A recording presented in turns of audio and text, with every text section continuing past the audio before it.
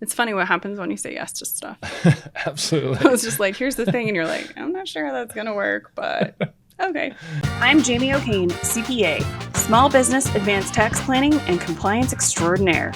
And this is the Abundant Beans Podcast, the podcast that takes my love for learning what makes people tick while digging into the good, bad, and ugly of small business ownership. We strive to give you the insight that only those in the trenches of being and working with entrepreneurs can provide.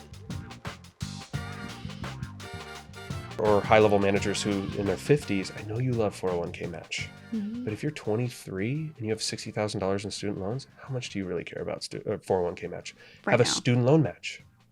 Same money out. If you're going to pay $5,000 a year into everybody's 401k, why not offer that and say, hey, we'll help pay down your student loans, which I've used at a lot of young adult conferences and different things like that, or the Colorado CPA Association, they have young professionals, and I always share that idea, and people are literally like, oh my God, I would love that. Like, I would work at a company as long as I needed to if they did that. I'm like, cool, you want to solve your retention issue? There you go.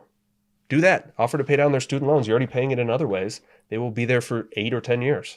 None of this was clear at the time, but in hindsight, I can kind of see that working, well, as a musician, I worked a lot of these random, strange jobs, right? Because you need to do something to make money while you play music. And so I did all of these crazy jobs, but it landed me in nonprofits, and it landed me in huge companies, and it landed me in retail, and it landed me in radio, and I did all these sorts of strange things.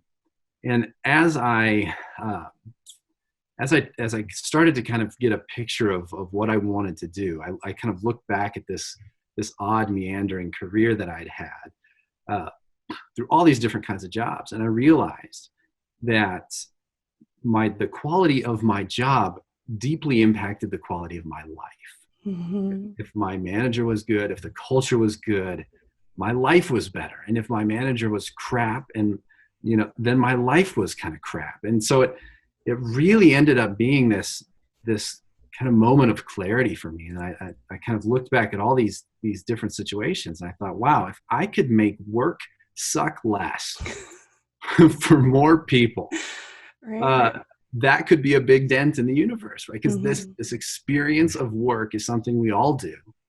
And most of us don't actually like it, even though we spend the majority of our lives kind of focused on this one thing. And so just kind of looking back on all that, eventually, right, I'm making this sound much simpler than it was. Like, this took me many, many, many years. I think most of us, in hindsight, a lot of us is just like, oh, okay. Yeah, I just like to point that out, right? Because this is not something that I just flipped the light switch on for any other entrepreneurs out there, right? That's not how this works, right? No. So what would be the one piece of advice you have for business owners looking to build a network and grow their businesses locally? Just one thing that they need to do. One thing. Top thing. Man, Kyle's really top asking number me one. a lot to distill down. I know. I would say,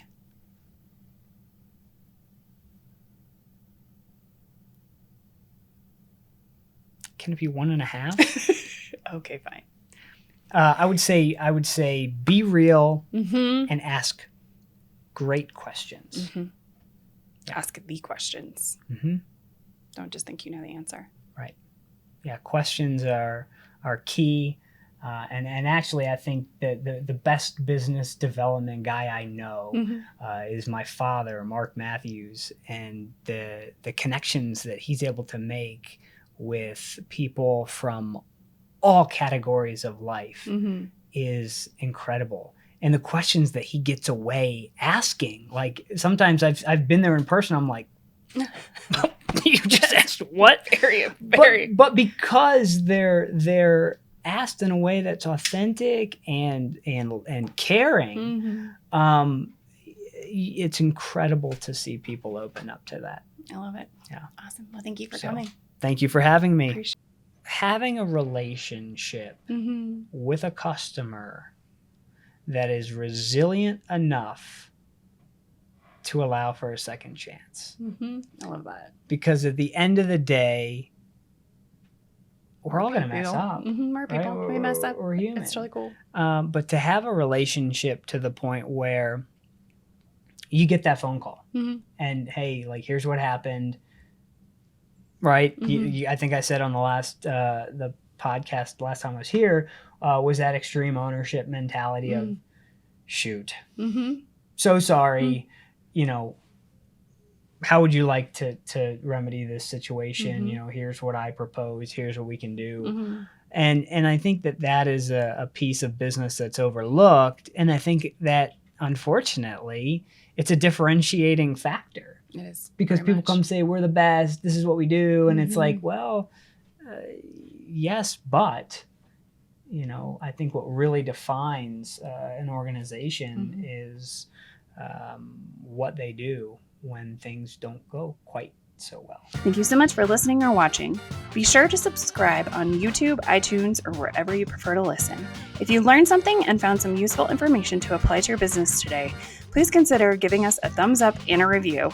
Until next week, be abundant.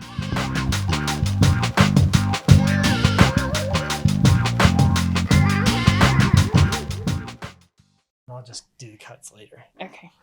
We are recording there, recording up there. This looks better. It's fun having to do everything from Flip your a hat around. 360, but it covers my face. See? It doesn't look good. It looks terrible. All right, you can talk with that.